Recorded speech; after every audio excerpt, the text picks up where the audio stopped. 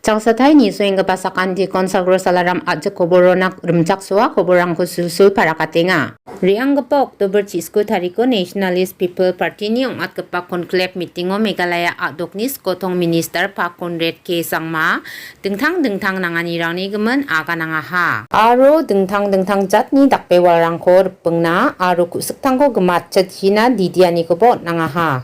Tokmanyo wa Assam Meghalaya sima arini bidengo aro MRS Meghalaya Resident Safety Act ni bidengo agan talatani ko ba takangaha. हमारे जो अपने state के level पर, regional level पर हमारे क्या इश्यूज हैं, वो एक अलग इशू। और मेरे ख्याल से मेरा सोच यही है कि जब हम लोग इन इश्यूज को डिस्कस करेंगे तो हमें एहसास होगा कि ये दो इश्यूज एक साथ चल सकते हैं। बहुत सारी ऐसी चीजें हैं जो हाँ एक रीजनल होने के नाते मेरे स्टेट, मेरे ट्राइब के इश्यूज हैं, लेकिन हम लोग नेशनल एक आउटलुक, नेशनल लेवल पर हम लोग काम कर सकते हैं। ये सोच के साथ हम लोगों ने ये टॉपिक हमने डाला। दूसरी बात, कभी कभी लगता है, कभी कभी इसमें कुछ आप लोग गलत मत सोचिए, कभी कभी लगता है कि लोगों को जब वो नेशनल स्टैंड लेते हैं तो लोगों को लगता है कि हम अपने लोगों के खिलाफ हैं। जैसे कि आज एक छोटा सा डिस्कशन हुआ हिंदी के बारे में।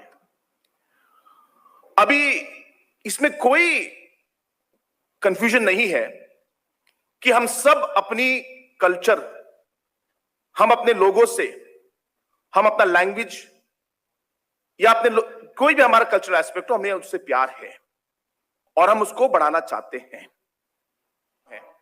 दोनों बोल रहे हैं 1 इंच नहीं दूंगा, दोनों बोल रहे हैं। ये अपना स्टैंड, अपना पोजीशन है। इशू क्या है? इशू डिस्प्यूट है। अगर आप उनसे पूछेंगे, भैया आसाम वाले को पूछेंगे, आप बताइए ये 3 गांव कहां पे है, तो आसाम वाले बोलेंगे ये 3 गांव, ये तो मेघालय है। मेघालय से पूछेंगे ये 3 गांव कहां है, वो बोलेंगे हाँ ये मेघालय है। फिर वो 7 गांव में से 4 गांव जो बाकी है, आप मेघालय से पूछिए वो कहां है, वो तो आसाम में है। और आसाम से पूछेंगे ये गांव कहां है, वो भी बोलेंगे हाँ ये तो आसाम है। तो झगड़ा कहां है भाई? आसाम भी बोल रहा है, मेघालय भी बोल रहा है कि वो 4 गांव में आसाम में है, मेघालय भी बोल रहा है, आसाम भी बोल रहा है कि ये 3 गांव मेघालय में है। कहने का मतलब ये है कि जब हम लोग बातचीत शुरू करते हैं, जब हम अपना स्टैंड, एक पोजीशन कि मैं 1 इंच नहीं दूंगा, ये स्टैंड से हम लोग हटकर एक बार हम इशू को देखें कि इशू क्या है। Is there a way to work out a solution जहां पे हम लोग हमारा ऑब्जेक्टिव अचीव कर सकते हैं। जब आप 2-3 चीज बातें करना शुरू करेंगे, आप रियलाइज करेंगे कि बिल्कुल पॉसिबल है। हमारे यहां प्रॉब्लम क्या है कि ज्यादातर समय हम लोग अपना एक पोजीशन लेके उस पोजीशन से हम लोग नहीं हटेंगे करके हम लोग बात शुरू करते हैं, और तभी हम लोग एक कॉम्प्रोमाइज में नहीं पहुंच पाते। कभी कभी उस पोजीशन की वजह से हम अपना इशू भूल जाते हैं। आज मैडम पटेल मुखिम जी ने आपको बताया कि आईएलपी के बारे में, और हमारा एक लॉ हमने बनाया था, Meghalaya resident safety act, MRSSA, security and safety act, MRSSA। ये दोनों लॉज ऐसे लॉ है जो पोजीशन है, और इनका ऑब्जेक्टिव क्या है? इनका ऑब्जेक्टिव है कि भी इलीगल इमिग्रेशन को कम करना। Now again let me tell you, there is no right solution to illegal immigration. Let me be very clear. And I can also tell you that there will be no solution that everybody will agree to. But the question is, we should move forward and do something and find a way forward. और उस motion में, movement में बहुत सारे लोग होंगे ऐसे जो बोलेंगे बिल्कुल गलत, बहुत सारे ऐसे लोग बोलेंगे बहुत बढ़िया। That is the nature of decision making, that's the nature of policy making, and that's the reason why politicians' biggest job is to take a decision and stand by it. A leader's job is that. तो therefore आज हमारे यहां पे ILP और MRSS का है। ILP क्या है? आईएलपी कहता है कि भाई बिना परमिट के आप उस स्टेट में नहीं घुस सकते, आपको परमिट लेना पड़ेगा। एमआरएसएस से हमने रूल बनाया क्योंकि दिल्ली बोलता है कि नहीं, आईएलपी अगर आप करेंगे तो आपके यहाँ पे 6 शेड्यूल है, आप एक ट्रांजिट स्टेट हो, बहुत सारे इश्यूज है, पब्लिक को दिक्कत होगी। तो हमने कहा कि ठीक है, तो अगर आप हमको आईएलपी नहीं दे पाएंगे तो हम लोग अपना एमआरएसएस से रूल निकालेंगे जिसमें परमिट नहीं होगा। हम लोग आपसे परमिट नहीं मांगेंगे, लेकिन हम लोग एक रूल बना रहे हैं कि जो भी अंदर आएगा आपको हमारे साथ रजिस्टर करना है। और ये रजिस्ट्रेशन आपको लाइन पे खड़े होके नहीं, आप मोबाइल में प्लेन में बैठते बैठते या प्लेन से उतरते उतरते 4 स्टेप है, अपना नाम, आप कहां रहने वाले हैं, अपनी आईडी स्कैन करके हमारे सेंट्रलाइज सर्वर में आप अपलोड कर दीजिए, आपको क्यूआर कोड मिल जाएगा। वो क्यूआर कोड को या तो आप होटल में स्कैन करेंगे तो आपका होटल रजिस्ट्रेशन हो जाएगा, उस क्यूआर कोड को आप कहीं पे भी, जो अगर पुलिस वाला भी स्कैन करेगा तो उसके पास इंफॉर्मेशन आ जाएगा। और ये चीज हर स्टेट में होता है। आप बॉम्बे जाएंगे, दिल्ली जाएंगे, जब होटल जाएंगे तो आपको आईडी मांगेंगे। तो मैं क्या कह रहा हूं, मैं कह रहा हूं कि वो रजिस्ट्रेशन जो आप बॉम्बे, दिल्ली एयरपोर्ट में, होटल में करते हैं, वो रजिस्ट्रेशन में आपको ऑनलाइन करके दे रहा हूं एडवांस में। तो ये है MRSS, Meghalaya resident safety act, an alternative to ILP, or rather I should say another solution to be able to not only gather information about the people who are entering so that we are able to monitor, but also a mechanism through which we can see the people who are coming in and provide the necessary safety and security for them also in case they, for example, कोई अगर वहां पे था state में, वो कहां रह रहा है, किधर में, किस होटल में चेक इन किया है, ये इंफॉर्मेशन शायद होटल के पास होगा, लेकिन सेंट्रलाइज्ड सिस्टम इंफॉर्मेशन इंटेल में नहीं है। तो कहने का मतलब क्या है, कहने का मतलब यह है कि अगर हम लोग अपने पोजीशन में बैठे रहे कि आईएलपी ही चाहिए, कि हम लोग बोले कि भाई नहीं वर्क परमिट सिस्टम ही चाहिए, तो हम लोग वो इश्यू को हम लोग भूल रहे हैं। तो मेरा ये मानना है और मेरे सब दोस्तों से रिक्वेस्ट ये रहेगा कि हमें इस पोजीशन माइंडेड माइंडसेट से निकलना होगा और हमें इश्यू बेस्ड पोजीशन या अपना स्टैंड लेना होगा, तभी जाके हम लोग सोल्यूशन पे आ सकेंगे। बहुत बार ऐसा होता है कि लोग पोजीशन लेकर अटक जाते हैं और उसकी वजह से बहुत मिसकंफ्यूजन होता है।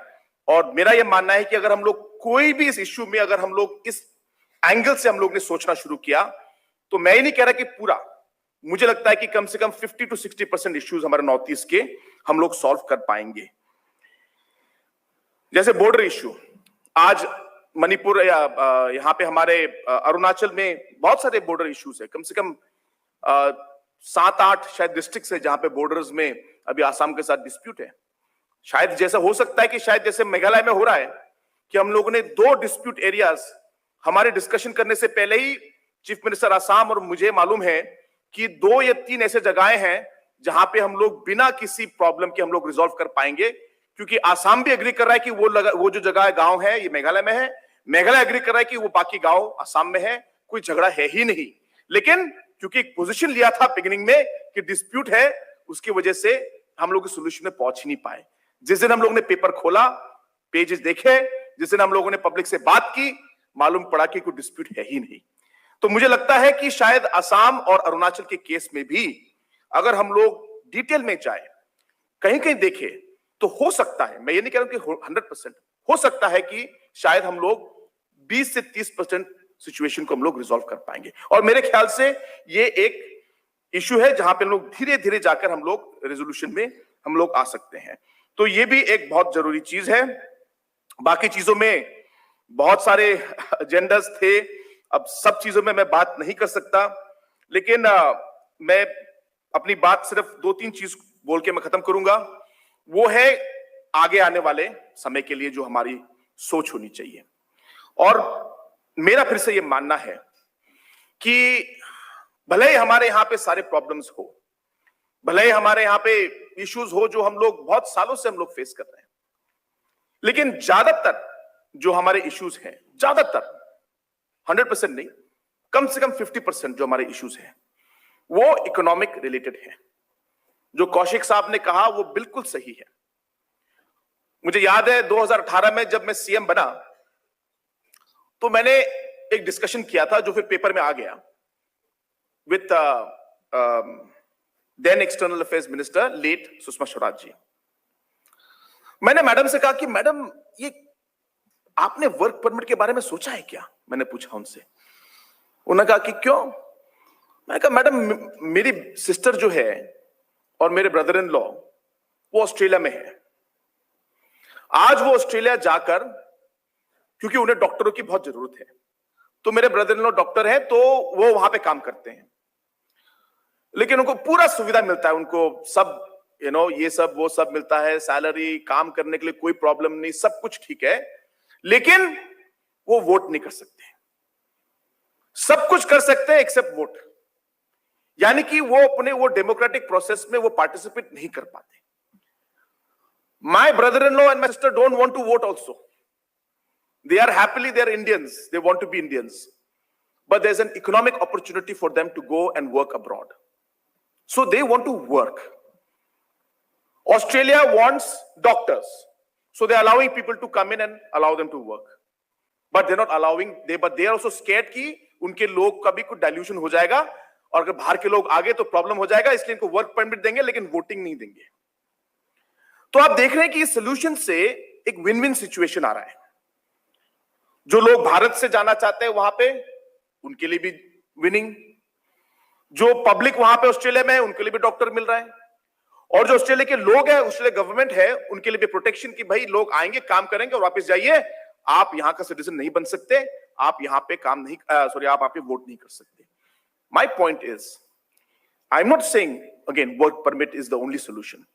What I am saying is we need to be able to understand what is it that we want, what is our problem, and can this problem be addressed by also fulfilling other objectives that the other people may have and yet protecting our people. My point is there are multiple ways to do it. Our problem is that we don't explore it और हम लोग अपने जगह पे अटके रहते हैं। तो इसलिए इकोनॉमिक जो है सिचुएशन हमारे यहाँ पे, हमारे बहुत सारे इलीगल इमिग्रेंट्स आते हैं, वर्क करना चाहते हैं, काम करना चाहते हैं, और हो सकता है कि हाँ ठीक है उनका एक बहुत टफ लाइफस्टाइल रहा है, तो बिल्कुल क्योंकि वो लोग का टफ लाइफस्टाइल है तो ये होता है, नॉर्मली हर सोसाइटी में होता है। अगर आप देखेंगे बांग्लादेश में एक्चुअली मेरे कम्युनिटी, गारो कम्युनिटी से कम 1 लाख लोग रहते हैं बांग्लादेश में। आपको मालूम है कि नहीं मालूम? 1 लाख गारोज ट्राइबल्स जो बांग्लादेश में रहते हैं पार्टीशन के बाद। आपको ये जानकर हैरानियत होगी कि मैक्सिमम डॉक्टर्स, इंजीनियर्स और ऑफिसर्स जो हैं, इंक्लूडिंग एक ऑफिसर, लेडी ऑफिसर जिसने बांग्लादेश सिविल सर्विस टॉप किया, वो गारो लेडी है। और ये इसलिए है क्योंकि गारोस हैं जो बांग्लादेश में रहते हैं, उनको एक काफी डिफिकल्ट सिचुएशन में रहना पड़ता है, और जब एक कम्युनिटी एक डिफिकल्ट सिचुएशन में, प्रेशर में रहता है, तो you automatically start working in a much more aggressive manner. You're a survivor then, and the survival instinct comes in. So similarly, maybe somebody coming from outside has more survival instinct. We know that we are blessed with this beautiful land and beautiful people and beautiful soil. तो हम लोग बोलते हैं हाँ भाई है, तो जितना करना होता है करते हैं। ये नहीं कि बहुत सारे और ट्राइब्स हैं, मैं गारो ट्राइब के बारे में बात कर रहा हूं, कि उन्हें वहां पे सर्वाइव करना है, तो आप देखेंगे कि वो ज्यादा काम करते हैं। और आज भगवान की कृपा से बहुत लोग आज बड़ी बड़ी पोजीशंस में हैं, और बहुत सारे ऐसे लोग हैं जो गारो बांग्लादेशी हैं जो अब्रॉड में आज काम कर रहे हैं। कहने का मतलब यही है कि जो बाहर से लोग आए, कोई सर्वाइवर्स जैसे हम बोलते हैं, तो शायद वो काम करना चाहते हैं, तो क्या हम ऐसा सिस्टम निकाल सकते हैं ताकि आप भी काम करो, क्योंकि वो भी ये नहीं चाहते कि आप वोट करें। Asalni koborang yanon bot nahan iso ing pasakan tikon metela.